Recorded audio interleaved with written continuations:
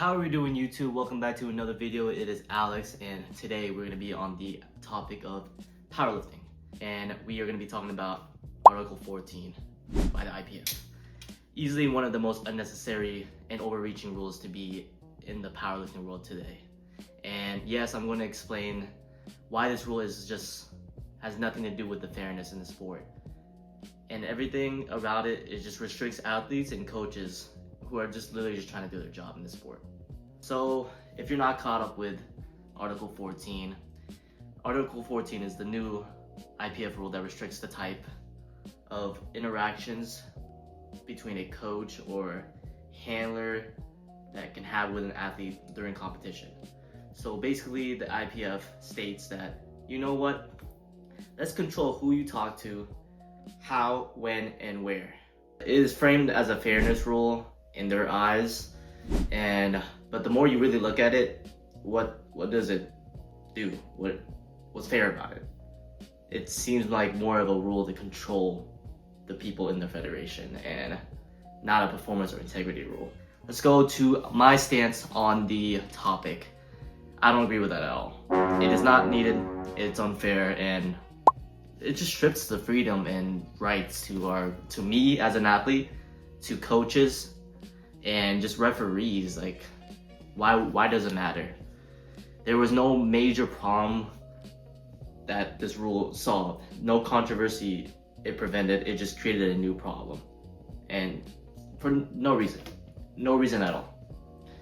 But yeah, I'm just gonna go on to my personal connection with the rule and just like my relationship with the sport. Because if you don't know me, I am a national champion powerlifter, and I compete in the sport like about once or twice a year, and I enjoy it. I love the sport, even though it has its ups and downs.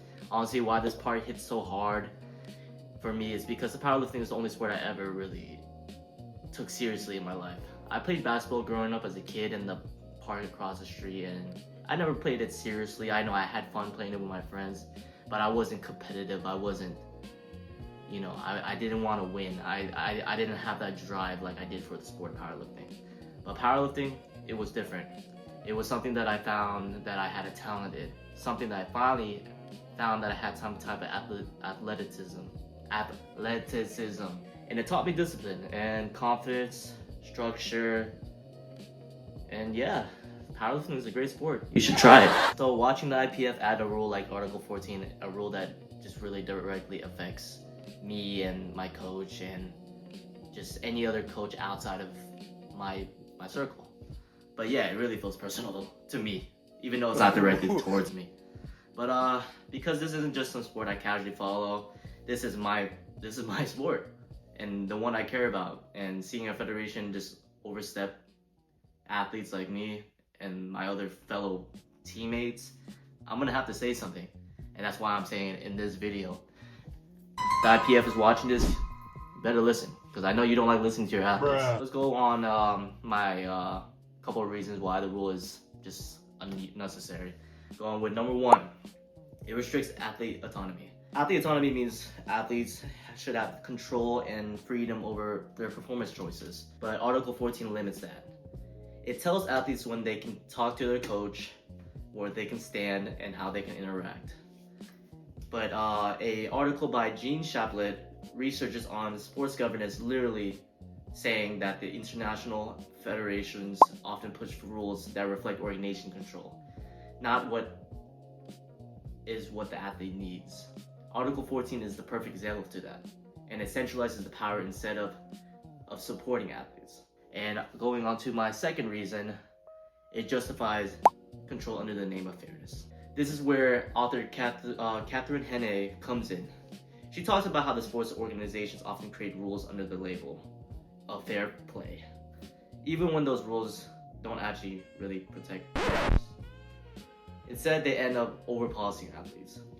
Article 14 tries to look like a fairness rule, but it doesn't prevent cheating, but regulates equipment, which kind of makes sense, but it doesn't impact performance integrity. It just regulates communication, which is like the most normal thing in sports. But going on to my third reason, it really solves another problem, which is unneeded. what is it helping? But author Tibalt and Kill argue that good sport governance requires evidence-based policymaking, and rules should fix a real problem but not invent another one. And that's what Article 14 doing. It's making another problem for something that's supposed to be fixing something. But there is zero evidence that coaches talking to their lifters has ever created an unfair advantage. Like, why even make this as a rule? What's the purpose? What is it supposed to solve? Why can't my coach help another teammate that competes in the USAPL and me being the powerlifting America? Why can't he help both? Like an athlete that's in different federations. That's not doing anything for the sport.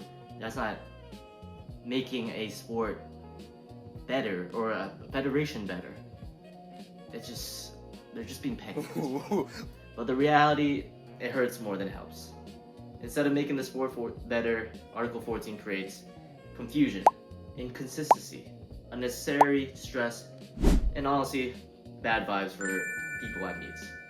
But again, powerlifting is one of those few sports where the coach-athlete relationship is everything, and is everything during attempts. Restricting that helps no one, and I know that for sure. Like, my coach and me have to always have some type of communication, or we won't progress anywhere. Even as him as a coach, he needs to progress, knowing my body, how it works, and then me communicating how I feel on the day I'm training or even on meet. What athlete-centered policy should really look like? If the IPF actually wanted to help athletes, they'd build policies that have input given by athletes, not without it. But athlete-centered policy means listening to lifters, supporting performances, and removing barriers, but not adding them. To conclude my video, what I want the IPF, if they were all listening, is to understand, at the end of the day, Article 14 doesn't protect fairness. It restricts athletes. It micromanages. It is annoying. It really is. Like, imagine you're getting micromanaged by your manager every single day, and they're just on top of you, just making sure you're doing everything right. This is a sport. It's supposed to be fun. Why are you micromanaging everything? Like, it's just unneeded. And there are micromanaging, harmless interactions that are natural and essential for performance between a coach and an athlete. A sport grows when people who participate feel supported, not controlled. But my own quote says, powerlifting shouldn't be a policy and communication. It should be about strength, community, and competition. And that's exactly why Article 14 needs to go. But thank you guys for watching. Let me know your thoughts in the comment section, especially if you competed under Article 14 and felt restricted by the effects of it. But I'm genuinely curious about how you other lifters feel, and even people who don't even compete in the sport. Let me know what you think in the comments. Do you think it's fair? I know most of you guys don't think it's fair. But don't forget to like, comment, and subscribe. Hit that bell button on the right corner. And peace.